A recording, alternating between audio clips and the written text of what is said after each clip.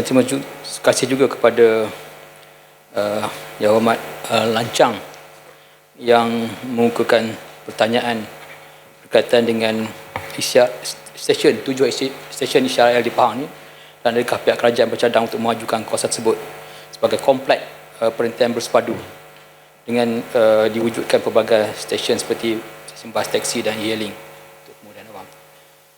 Yang Hormat Datuk Seri Yang Ketua, kerajaan negeri sememangnya telah mempunyai perancangan bagi membangunkan 7 kawasan stesen ISRL di negeri Pahang.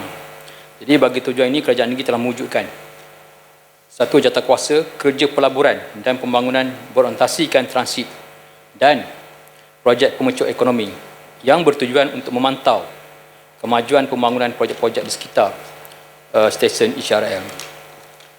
Manakala pihak Plan Malaysia, pejabat juga telah menjalankan kajian Plan Induk Bersepadu guna tanah laluan rel Pantai Timur bagi stesen-stesen ISRL di negeri Pahang ni.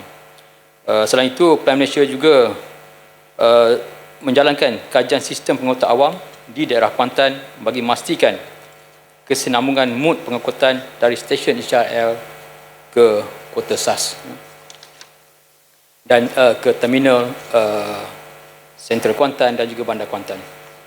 Antara projek khusus berkaitan dengan kompleks perintahan bersepadu dan kemudahan pengangkutan awam yang telah dirancang adalah bagi daerah Kuantan dan Temerloh. Kuantan dan Bentong. Iaitu di projek terminal bersepadu dan pusat komersial di stesen Bentong, dan yang keduanya terminal pengangkutan awam bersepadu di stesen besar di stesen Paya Besar Kuantan.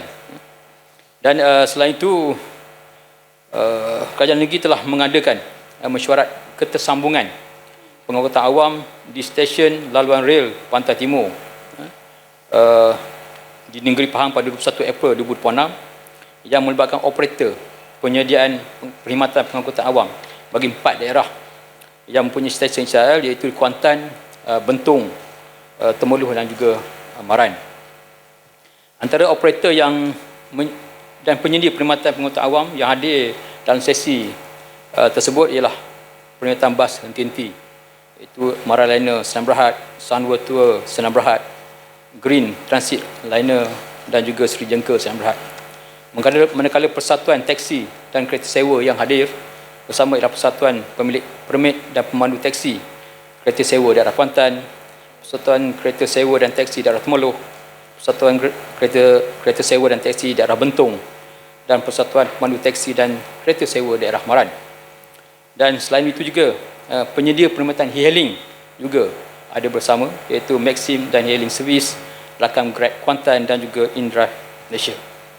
Seterusnya, kerajaan negeri melalui pihak berkuasa tempatan di kesemua 4 daerah tersebut akan mengadakan sesi libat urus lanjut dengan penyedia perkhidmatan awam di peringkat daerah melalui jawatankuasa infrastruktur dan lalu lintas daerah tersebut dengan menyediakan dengan penyedia perkhidmatan bas terti, taksi dan e-hailing untuk memastikan ketersambungan perkhidmatan awam serta meningkatkan accessibility serta keselamatan di kesemua 7 stesen ISRL dalam negeri Pahang.